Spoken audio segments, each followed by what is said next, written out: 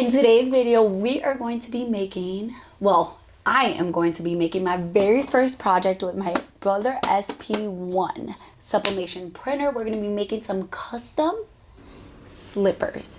We're going to be using a free sewing pattern, and I'm going to show you how to turn that free sewing pattern into a sublimation template and make your own custom slippers. I'm excited. I'm gonna start with a simple design, but if these work, I might make it like photo collage ones. Like, I might go crazy.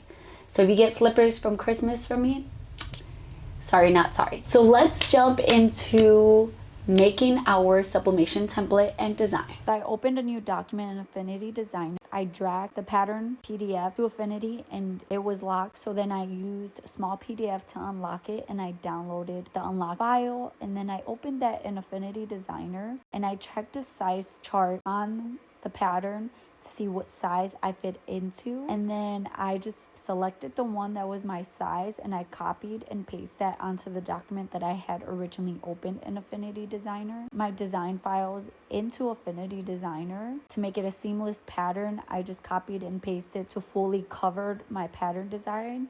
I grouped it and then I used a clipping mask to place that design into my pattern piece. And then I repeated the same thing for the other pattern piece. There's only 2 pattern pieces for this. And then I copied that onto a 8.5 by 14 document size, which is what I was going to print out, and I printed it out from Affinity Designer through my Brother SP1. Super easy. So let's talk about what materials we're going to need for this. For the outside, I am going to be using some anti-peel fleece. This one was from Joann's before they closed down. That was my favorite anti-peel fleece. Sucks that they're not around anymore. I'm going to be using some flannel for the inside of the slippers. You can use more fleece, you can use minky fabric, like plush fleece, whatever you want, or you can just make the whole slipper with the anti-peel fleece in your design. If you're doing just top and bottom with your custom design, you're gonna need 2 of the top pieces. Make sure they're mirrored to each other because they do have a slight, you can kind of see it, a slight curve like your shoe would. The same thing with your bottom pattern pieces. You want to make sure that they're mirrored to one another. I am using koala sublimation paper for mine, and this is 8.5 by 14, and I printed this on my Brother. You're also going to need a lint roller, good old faithful lint roller. You're going to need some butcher paper and some heat tape. Of course, you're going to need your sewing machine, your heat press, and those basics. You're also going to need something for a cushion. I am going to just be using some foam, which I think is the best. There's different thickness of foam. I'm just going to work with what I have, and I might do 2 layers of this. I will kind of see. Or you can do a few layers of batting, whatever you really want to use as a cushion, it's up to you. We're gonna start off by prepping our fabric, and we're gonna do that by taking our lint roll and we're gonna lint roll where we're going to be subbing on. Then we're gonna take our design, and you can trim it down a bit. That would make it easier to not waste a lot of fabric. And then you're just gonna place it down onto your fabric and take some heat tape and tape it down. Once you have taped it down, you want to take something like a rotary cutter and you want to cut out your pattern piece. And then this is ready to go to the heat press. So you want to repeat this for the rest of your pieces. Okay, now that we have prepped all our pattern pieces, we're going to take them to our heat press. We're going to sublimate them. We're going to place down our pattern pieces on a piece of butcher paper with our logo facing up. Then we're going to take butcher paper, we're going to place that on top, and we're going to have our heat press set to 385 degrees, and we're going to press for 60 seconds. And you don't want your pressure to be too heavy because you're going to flatten out that fleece. Okay, once our heat press has beeped, we're going to take off our butcher paper. We're going to throw it away, and then we're going to carefully rip off our sublimation paper. Whoa, look how beautiful those colors are. We're going to repeat this for our other pattern pieces as well. And I want to show you, this is how much ink release I have. Again, I printed on my brother, and this is the koala sublimation paper. Look at that, so much ink release. I'm pretty impressed. Wow. Once we have our pattern pieces subbed, we're going to take a rotary cutter, or you can use fabric scissors, and we're going to just cut these out. So now you should have all your pattern pieces cut out.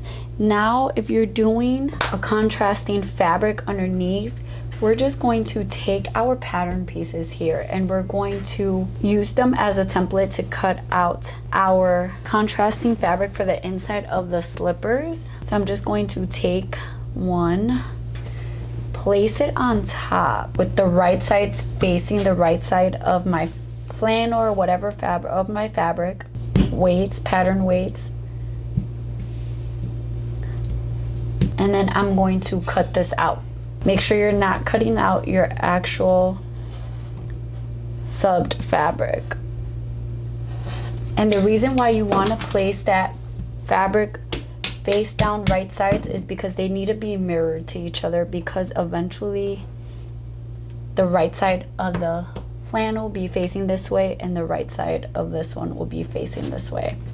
So you want them to be mirrored to one another. So you're going to repeat that with all your pattern pieces, making sure that you're putting the right side of your subbed piece with the face down on the right side of your flannel. Okay, so we're going to work on cutting out our cushion. We're going to take our foam or batting, whatever you're using, and we're going to place our bottom pattern pieces on here, and we're just going to cut around it.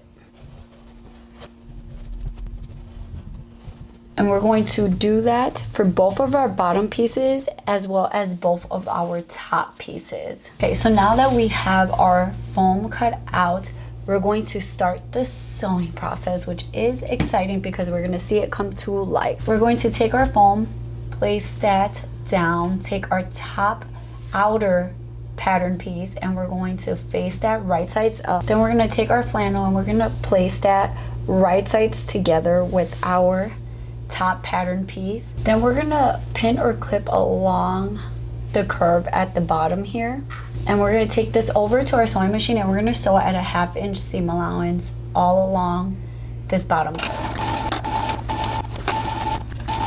Once we have sewn those, you just want to take your scissors and you want to trim down your seam allowance to about 1/4 inch. It's just gonna reduce the bulk right there in that seam. Then we're going to flip over our contrasting fabric.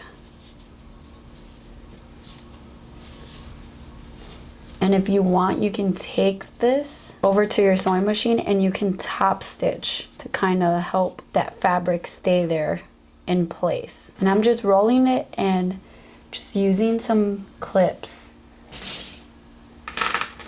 to just help it stay in place. And then I'm just gonna take it over to my sewing machine and I'm gonna do maybe like 1/4 inch of a top stitch, maybe less, I'll see. Once you have top stitch, you want to pin the rest of your layers together along that top curve, and you want to take it to your sewing machine and sew a basting stitch just to keep all those layers together. You can trim down any of the foam that is sticking out and your pieces should look like this. So now we're gonna put this to the side for a second. Now we're gonna grab our outer bottom pattern pieces and we're going to grab our foam as well, and we're gonna place our outer on top of our foam, and we're simply gonna take these over to our sewing machine and we're just gonna baste them down all the way around. So once you have basted them together, you're going to take your top pattern pieces and you want to make sure that you're using the right one. So you want to pay attention to where your curve is. You want to place them together. We're going to do one at a time. You want to make sure that you're grabbing the pattern piece that has the same curve as your bottom, and we're going to fold them in half and find the middle point along the top, and then we're going to pin or clip that, and then you're going to find the middle point of your bottom as well, and you're going to pin or clip that. Then you're going to take your top pattern piece and you're going to lay it with the contrasting fabric facing the right side of your bottom pattern piece. And you want to line up those 2 points right there and then pin or clip them. Then we're going to take our edge here and we're going to start pinning or clipping all the way to the left and then all the way to the right. And you're just lining up those raw edges together.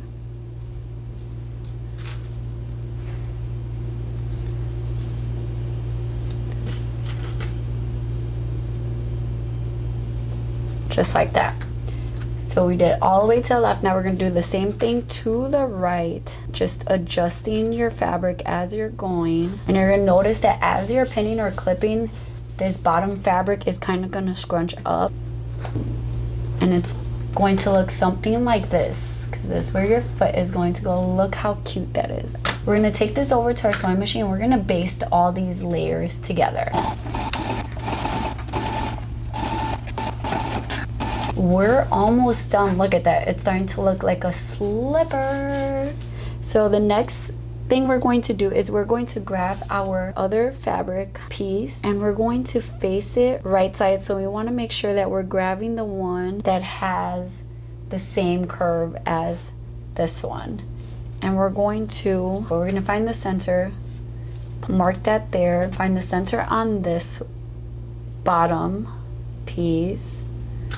Mark that, line them up right sides together at that point, clip them, and then work on pinning or clipping all the way around. And this is a lot of layers to go through, so if your sewing machine has trouble going through a lot of layers, you can use a walking foot. So you kind of want to squish that inner part a bit so that it makes it easier for you to be able to bring the fabric over. And then we want to leave about a 1.5 to 2 inch gap. You can use a marking tool if you want, so that you know where that gap opening is going to be. And then we're going to start sewing right here at our mark, backstitch, so all the way around and come back to that beginning mark and backstitch there. And we're almost done. And we're going to sew at a 1/2 inch seam allowance.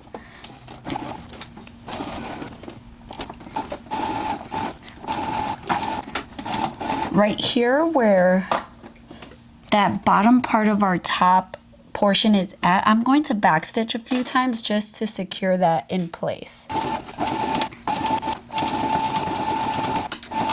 Once we have sewn that, we're going to take our scissors and we're just going to trim our seam allowance to a 1/4 inch, except at where we left unsewn.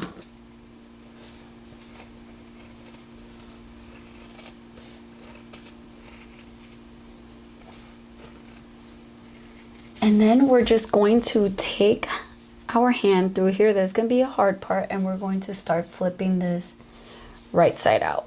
So you can just take that top pattern piece and just kind of start working it through. Once you have flipped it right side out, you can take like a chopstick and kind of fix the curve of your heel. And then all you're going to do is you're going to gently tug at this gap that you left open, and it should roll into itself.